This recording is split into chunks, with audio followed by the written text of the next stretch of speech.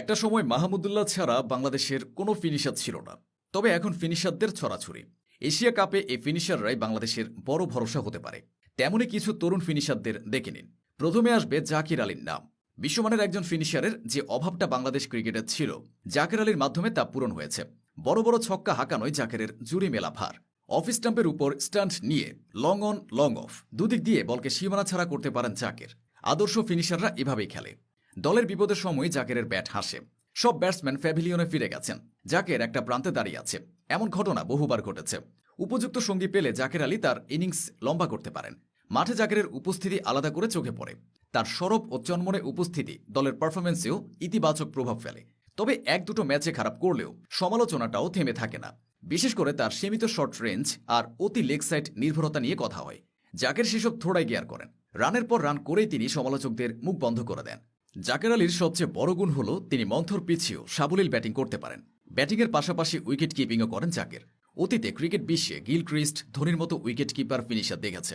জাকের আলী যদি তার অর্ধেকও অর্জন করতে পারেন, তাহলে বাংলাদেশ ক্রিকেট সমৃদ্ধ হবে। ক্রিকেটে জাকেরের প্রিয় খেলোয়াড় মুশফিকুর রহিম।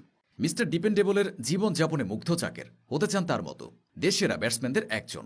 আরেক তরুণ ফিনিশারের নাম শামীম পাটোয়ারি। শামীম যেন বাংলাদেশের ডিভিলিয়ার্স। উইকেটের চতুর্দিকে শট খেলার ক্ষমতা রাখেন শামীম। একসময় তাকে ভাত শামীম নামেও ট্রল করা হতো, অথচ এখন তাকে ডিভিলিয়ার্সের সঙ্গে তুলনা করা হয়। মিস্টার 360-র সঙ্গে তুলনা প্রসঙ্গে শামীম বলেন, ডিভিলিয়ার্সের ব্যাটিংটা একটু অনুসরণ করে বেশি, অনেক ভালো লাগে আমার। সহজাত পাওয়ার হিটিং, কবজির প্রচুর শক্তি আর দুর্দান্ত ব্যাট সুইং, আদর্শ ফিনিশারের সব বৈশিষ্ট্য তার মধ্যে আছে। অনূর্ধ্ব 19 বিশ্বকাপ জয়ী এই ক্রিকেটার তার সহজাত পাওয়ার হিটিংয়ের জন্য অনেক আগেই সবার নজর কেড়েছে।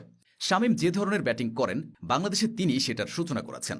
রিভার্স সুইপ, স্কুপ, ফুল, হুক, ভয় ডরহীন ক্রিকেটটা তার মধ্যে মিশে আছে।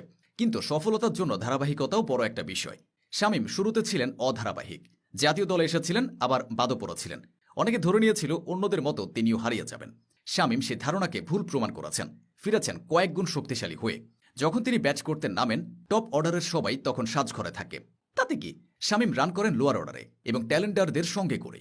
এ কারণেই তাকে বলা হচ্ছে দেশের ক্রিকেটের নতুন ফিনিশার। ফিনিশার রোল প্লে করাটা খুব সহজ কাজ নয়, কারণ এখানে ব্যাটসম্যানের কাছে এক এক ম্যাচে এক এক রকম ব্যাটিংয়ের চাহিদা থাকে। কোনোদিন হাতে মাত্র 4 থেকে 5 ওভার সময় থাকবে, তখন দ্রুত রানের ঝড় তুলতে হবে। আবার কোনোদিন দ্রুত উইকেট পড়ে যাবে, তখন ইনিংস তৈরি করে রানের গতি বাড়াতে হবে। পজিশনের এই চাহিদাটা খুব ভালো বোঝেন শামীম। তিনি নিজেকে সেভাবেই তৈরি করেছেন। এবার আসবে নুরুল হাসান সোহানের নাম। সোহান অন্যদের মতো খুব বেশি সুযোগ পাননি, তাই প্রমাণের মঞ্চ সেভাবে তৈরি হয়নি। সর্বশেষ বিপিএলে বরিশালের বিপক্ষে তিনি শেষ ওভারে 26 রান তুলে অবিশ্বাস্যভাবে ম্যাচ শেষ করেছিলেন। জাতীয় দলের হয়ে এমন